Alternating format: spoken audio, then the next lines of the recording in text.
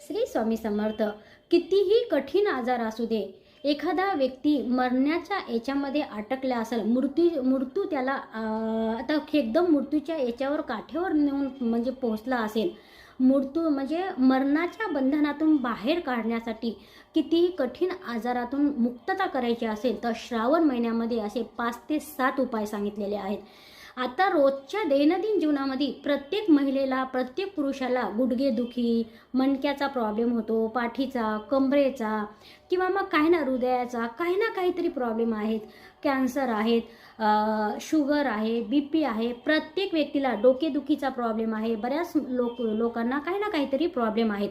या सर्व कठीण आजारातून आपल्याला मुक्तता हवी असेल तर श्रावण महिन्यामध्ये कोणत्याही सोमवारी आपल्याला महादेवाचा कोणत्या द्रव्याने अभिषेक करावा, खाली दिलेल्या लिंकवर क्लिक करा आणि त्या सेवा आणि ते उपाय करा. कोणताही आजार असू द्या, 100% तो नष्ट झाल्याशिवाय राहत नाही.